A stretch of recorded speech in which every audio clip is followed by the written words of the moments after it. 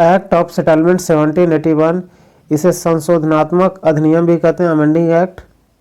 बात यह है कि इसे लाया क्यों गया, तो इसे लाया गया था 1773 के जो एक्ट था उसमें कुछ सुधार, जो कमियां थी या दोष थे उसको दूर करने के लिए। एडमंड बर्क की अध्यक्षता वाली परवर समिति सेलेक्ट कमेटी की सिफारिश पे रिकमेंडेशन पर इस एक्ट को लाया गया। अब देख लेते हैं प्रोविजन क्या क्या थे। कलकत्ता की सरकार अब, या कलकत्ता में जो गवर्नमेंट थी, अब कलकत्ता के अलावे बंगाल, बिहार, उड़ीसा के लिए भी विधि निर्माण करेगी। मतलब कलकत्ता का जो गवर्नर होगा, गवर्नर जनरल, वो बंगाल में ही नहीं बल्कि से अब बिहार और उड़ीसा के क्षेत्र के लिए भी विधि निर्माण का कार्य करेगी। गवर्नर की परिषद को सुप्रीम कोर्ट की अधिकारता जुरिडिक्शन से मुक्त कर दिया गया। मतलब ये है कि नियम कानून जो भी बनाएंगे ना वो गवर्नर, वो सुप्रीम कोर्ट के प्रति जवाबदेही नहीं होंगे। मतलब वहाँ रजिस्ट्रेशन करवाना या बताना आवश्यक नहीं है। राजस्व संबंधी मामले और राजस्व वसूली संबंधी मामले दोनों जो है सुप्रीम कोर्ट के जुरिडिक्शन से बाहर कर दिए गए। इन दो मुद्दों पे सुप्रीम कोर्ट सवाल नहीं कर सकती थी। कलकत्ता के सारे नागरिक सुप्रीम कोर्ट के जुरिडिक्शन से बाहर होंगे। अगर किसी हिंदू धर्म से रिलेटेड मामला है तो उसे लोकल हिंदू पर्सनल लॉ के हिसाब से सोल्व किया करेंगे, और अगर मामला मुस्लिम धर्म से रिलेटेड है तो उसे पर्सनल मुस्लिम लॉ के बेसिस पर ही डील किए जाएंगे। प्रांतीय न्यायालय या प्रोविंशियल कोर्ट्स जो थे उसके डिसीजन के विरुद्ध अब गवर्नर जनरल के काउंसिल में ही अपील होगा, न कि सुप्रीम कोर्ट में। सीधा बात यह है कि सुप्रीम कोर्ट के जुरिडिक्शन एरिया को लिमिट कर दिया गया या कम कर दिया गया। ईस्ट इंडिया एक्ट 1784, इस time governor general Warren Hastings थे और पीएम विलियम पिट थे। द्वैध शासन, डुअल गवर्नमेंट की शुरुआत जो कि 1858 तक रही। इसके तहत ईस्ट इंडिया एक्ट के तहत द्वैध शासन की व्यवस्था की गई जो 1858 तक लागू रही। Although courts of directors COD was to manage commercial affairs, created another body BOC। अब इसमें क्या था कि ऑलरेडी COD जो था कमर्शियल अफेयर को लिए था कि कमर्शियल अफेयर को मैनेज करने के लिए वो COD था, लेकिन मगर इसके अलावा एक अनदर बॉडी जो है BOC क्रिएट किया गया जिसे बोर्ड ऑफ कंट्रोल कहा गया, जिसका काम था पॉलिटिकल अफेयर को मैनेज करना इन इंडिया।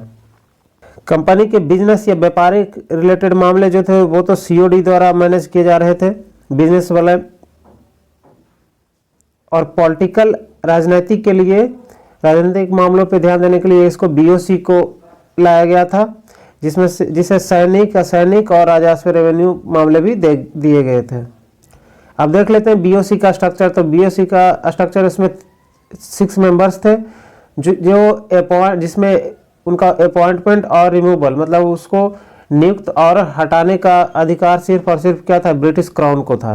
BOC ऐसा नहीं है कि इंडिया में था, वो इंग्लैंड में ही था, लेकिन काम किसके लिए कर रहा था, काम या कंट्रोल कर रहा था इंडिया को, और इंग्लैंड से ही कर रहा था।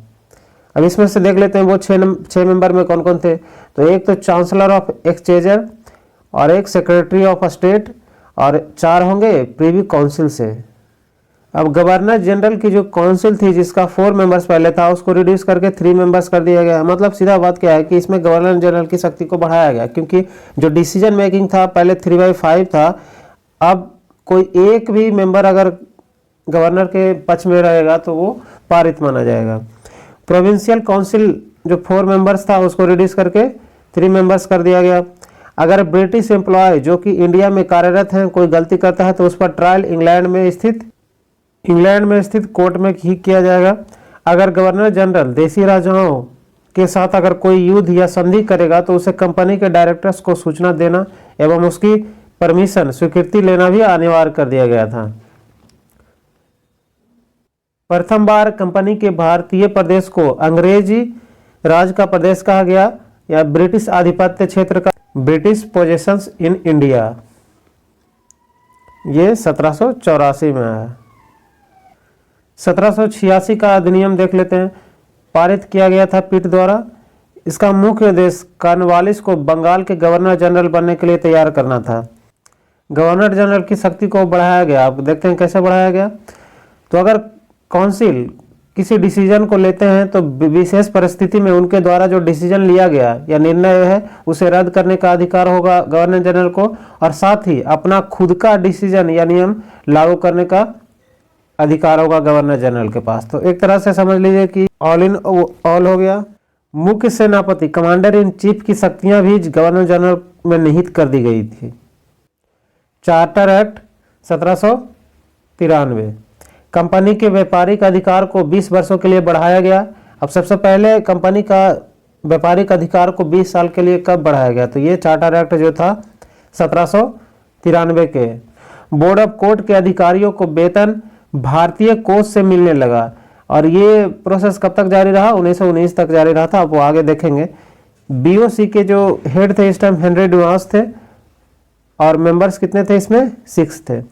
ब्रिटिश आधिपत्य क्षेत्र में प्रशासन जो एडमिनिस्ट्रेशन है लिखित विधि या रिटन लॉज के हिसाब से ही अब होंगे, ये प्रावधान किया गया। और ये सारे रूल्स एंड रेगुलेशंस की व्याख्या न्यायालय करेगा, मतलब इंटरप्रेट ये करेगा, मतलब ये समझाएगा कि क्या सही है, क्या गलत है, क्या होना चाहिए, नहीं होना चाहिए।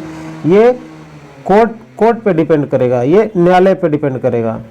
अब अलग अलग क्षेत्रों के लिए प्रोविंशियल कोर्ट अलग अलग थे, तो वही इंटरप्रेट करेंगे, वही व्याख्या करेंगे कि कौन सा कानून सही है, गलत है, किन परिस्थितियों में लागू होगा, नहीं होगा, ये सब। 1813 का राजलेख, चार्टर एक्ट ऑफ 1813। अब इसका 1813 का चार्टर एक्ट का बैकग्राउंड देख लेते हैं क्या था। लंबे समय तक चले नेपोलियन वार और महाद्वीपीय प्रणाली के क्रियान्वयन के कारण यूरोप का मार्केट अब व्यापार के लिए ओपन नहीं रह गया था, मतलब खुला नहीं रह गया था, जिसके कारण ब्रिटिश व्यापार में उल्लेखनीय कमी दर्ज की गई। और साथ साथ इंडस्ट्रियल रिवॉल्यूशन जो इंग्लैंड से शुरू हुआ था, कैपिटलिज्म के कारण पूंजीपतियों का कंपटीशन बढ़ा और प्रॉफिट कम होने लगा। वे लोग ब्रिटिश पार्लियामेंट पर इंडिया में व्यापार करने की स्थिति को लेकर के दबाव बनाने लगे थे। ईस्ट इंडिया कंपनी के एकाधिकार को समाप्त किया जाए ताकि वे प्रॉफिट कमा सके, मतलब कौन, जो पूंजीपति लोग जो थे, जो कंपनी के अलावे जो भी व्यापारी थे वो इस बात को कह रहे थे कि ईस्ट इंडिया कंपनी के एकाधिकार को समाप्त किया जाए ताकि वे भी प्रॉफिट कमा सके। परिणामतः ईस्ट इंडिया कंपनी के व्यापारी के एकाधिकार को आंशिक रूप से समाप्त कर दिया गया। अब ईस्ट इंडिया कंपनी का एकाधिकार केवल 2 चीजों में रह गया, चाइना के साथ व्यापार एवं चाय का व्यापार में, ये इन दोनों में एकाधिकार रह गया था और बाकी सब में एकाधिकार समाप्त किया गया था। अब यहाँ से क्वेश्चन आएगा कि ईस्ट इंडिया कंपनी के एकाधिकार को आंशिक रूप से किस चार्टर एक्ट के तहत समाप्त किया गया, तो वो होगा 1813 का चार्टर एक्ट। ब्रिटिशर को भारत में व्यापार करने के यहाँ रेसिडेंस लेने का भी अब मौका मिल गया। ईसाई मिशनरियों को भारत में अब धर्म प्रचार की अनुमति दी गई। कंपनी के भागीदारों को भारत का राजस्व का 10% का जो लाभांश देने का निश्चय किया गया। 1 लाख रुपये प्रतिवर्ष विद्वान भारतीयों के प्रोत्साहन तथा साहित्य के सुधार एवं पुनरुत्थान के लिए अलॉटेड किया गया, मगर कोर्ट ऑफ डायरेक्टर्स ने इसका विरोध किया था। स्थानीय स्वायत्त शासी लोकल ऑटोनोमस बॉडी को संस्था को टैक्स लगाने का अधिकार दिया गया। कलकत्ता, बम्बई, मद्रास में जो भी कानून बनाए जाएंगे उनके अप्रूवल ब्रिटिश पार्लियामेंट से लेना जरूरी होगा, ये प्रावधान किया गया। भारत का राजस्व अब ब्रिटिश संसद के नियंत्रण में आ गया था। तब इसमें क्वेश्चन पूछेगा कि किस अधिनियम में या किस चार्टर में भारत का राजस्व जो था ब्रिटिश के नियंत्रण में आ गया था, तो ये होगा 1813 का चार्टर एक्ट।